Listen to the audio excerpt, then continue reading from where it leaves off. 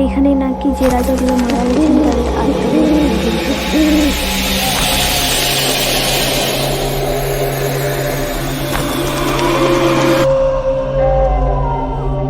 Hello guys, welcome back to my channel. I hope তোমরা সবাই ভালো আছো আর আমি একদম বেস্ট আছি। তো আজকের ইন্ট্রোটা এভাবে দিচ্ছি। আর আজকে আমরা যাচ্ছি রাজবাড়ি দেখতে, মানে সিমলাপালের রাজবাড়ি। সো আজকের ইন্ট্রোটা একটু আলাদা রকম, তো চলো তোমাদেরকে দেখাই। তো আমার দিদি শ্বশুরবাড়ির পাশে বাড়ি, তাই আমরা হেঁটে হেঁটে এসেছি। আর এই দেখো আমরা পৌঁছেও গেছি। আর এইখানের ভিউটা জাস্ট অ্যামেজিং, মানে চারদিকটাই সবুজ সবুজ পুরো।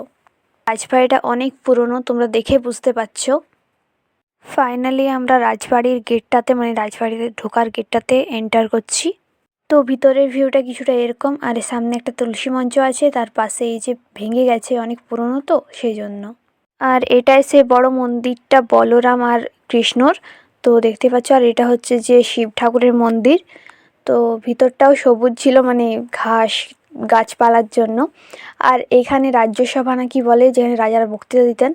তো ওটাও ভেঙে গেছে, অনেক দিনের বটে সেই জন্য। অবশ্য জিজু আমাকে লোকেশনগুলোর নাম বলে দিয়েছিল, কিন্তু আমি ভুলে গেছি অনেক দিনের ভিডিওটা, সেই কালী পুজোর সময়। আর এতদিনে আপলোড করতে পারছি। তো এখন আমরা শিব মন্দিরটার উপরে উঠছি। আর মানে সব মন্দিরগুলো আলাদা আলাদা করা আছে, বাট এটা অনেক পুরনো হয়ে গেছে, তাহলে রঙগুলো উঠে গেছে। বাট আমার একটা মাথায় ঢুকে না যে নিজের প্রেমের চিহ্ন কেন দিয়ে যায়, এখানে এত সুন্দর জায়গাগুলোতে নাম লিখে রেখে দিয়েছে। তো এই প্রাচীরটার পাশে একটা মানে জায়গা আছে, আমি বললাম যে এখানে কি বটে। তো এখানে হচ্ছে ফুলের বাগান, জিজু বললো। তো চাবি দেওয়া, তার জন্য দেখাতে পারলাম না। আর এখানে একটা বাঁধ আছে এই প্রাচীরটার পিছন দিকে। আর আমি এখানে একাই যাচ্ছি, কারণ জিজু এগিয়ে গেছে, মানে বলতে বলতে এগিয়ে গেছে। সো দেখতে পাচ্ছ যে একটু ভয়ানক টাইপের বটে, বাট আমার অতটা ভয় লাগে না, কারণ বকে বকে মানে টাইমটাই চলে গেছে। আর জিজু এধারে ঝাঁপ দিয়ে চলে গেল, বাট আমাকেও বলছে ঝাঁপ দিয়ে চলে এসো এই মন্দিরকে, বাট আমার অত শক্তি নেই। তো আমি আস্তে আস্তে সিঁড়ি বেয়ে নেমে পর যাচ্ছি। তো যারা আসবে তারা একটু সাবধানে মানে ঘোরাঘুরি করবে, কারণ অনেক পুরনো, তারপরে হচ্ছে গাছপালাতে ভর্তি। তো কিছু ভয় আছে সাপ টাপের। আর অনেকটা ফেটেও গেছে, সেখানেও মানে ঢুকে রইতে পারে। তো কৃষ্ণ বলরাম হচ্ছে খাবার খায়, ভাত খায়। তো ওই জন্য এখন তো খুলবে না, মানে পুজোর সময় খুলবে। তো আমাদেরকে আরও দাঁড়াতে হবে। তো জিজুর একটু কাজ ছিল, সেই জন্য আমরা তাড়াতাড়ি দেখে পর যাচ্ছি। আর এখানে তোমাদেরকে ভালো দেখাতে পাচ্ছি না ঠাকুরদেরকে, বাট আমি একটু দেখতে পেয়েছিলাম, কারণ অন্ধকার ভিতর দিকটা অনেক পুরনো হওয়ার জন্য এখানে শ্যাওলা বসে গেছে। আর উপরের কাঠগুলো লেগে গেছে, আর অনেকটা ক্ষয়ও হয়ে গেছে।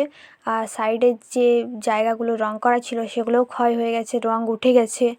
তো আমি তেমন কিছু ডিটেলস বলতে পারবো না, কারণ অনেক দিনের ভিডিও তো ভুলে গেছি যা যা বলেছিলাম। আর এটা ভয়েস ওভার করার কারণ হচ্ছে তখন আমার গলাটা একটু ব্যথা করছিল সেই জন্য। আর এখানে দেখো কপারটাতে কত মানে ডিজাইনটা দেখো একবার, জাস্ট কত ছোট ছোট জিনিস ডিটেলস আছে। মানে আমি কপারটাই যদি এরকম হয়, তাহলে তো পুরো রাজবাড়িটা দেখো, ভাবো। আর এখানে ঠাকুর ছিল, বাট এটা হয়তো কৃষ্ণরের রূপ হতে পারে। তো অনেক ঠাকুর ছিল খোদাই করা পাথরের। এটা হচ্ছে যে ঠাকুরের কিচেন, মতলব ঠাকুরের জন্য রান্না করার ঘরটা। তো আগে নাকি এই যে ভিতর দিকে করে করা হতো, মানে এই সাইডে।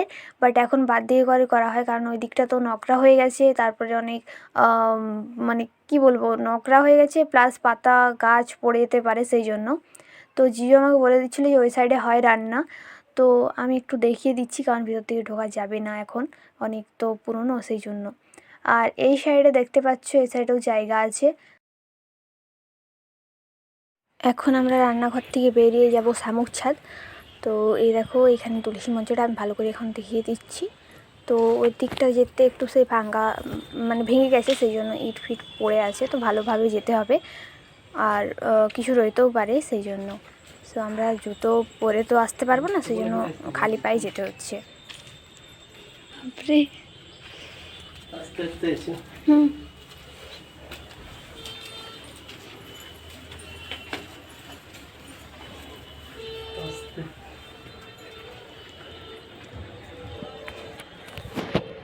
পুরো ভেঙে যাবে সাইডটা।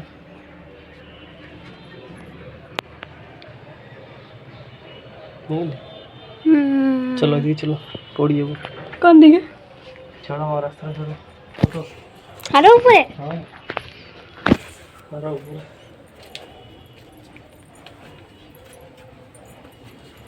পড়লে একেবারে পড়লে এবারে কোমরটা যাবে ছাদ।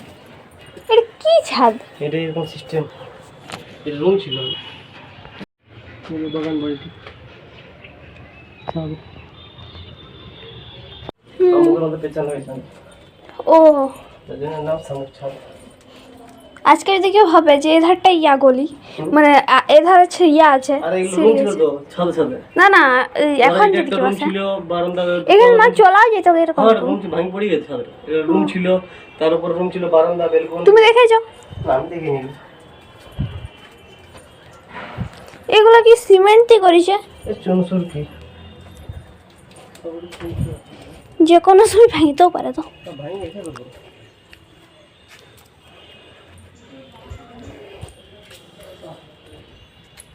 এখানে দেওয়া আছে কে বানিয়েছেন, কত সালে করেছেন সেটা।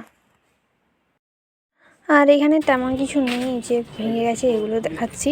এখন আমরা বেরিয়ে যাচ্ছি। আর এখানে শিব মন্দিরটা দেখে নাও তোমরা। ভিতরে ঢুকি না, কারণ অনেক পুরনো কিছু রইতে পারে, সেই জন্য আমাকে ঢুকতেও দেওয়া হয়নি।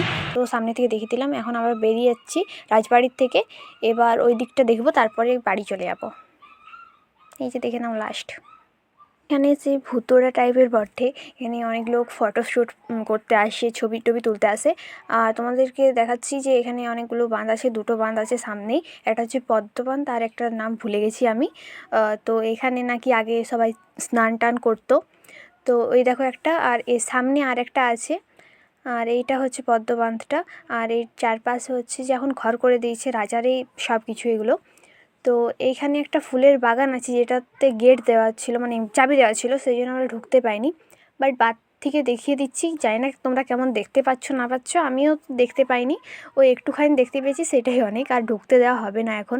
এখানেও ছবি তুলতে আসে অনেক লোক, যাদের ফটোশ্যুট করে, প্রি ওয়েডিং শ্যুট অনেক লোক করতে আসে। তো জায়গাটা খুব সুন্দর, আমার তো খুব ভালো লেগেছে। আর এখানে আছে একটা পালকি, আশা করছি পালকি বলে, আমি ভুলে গেছি জিনিসটার নাম।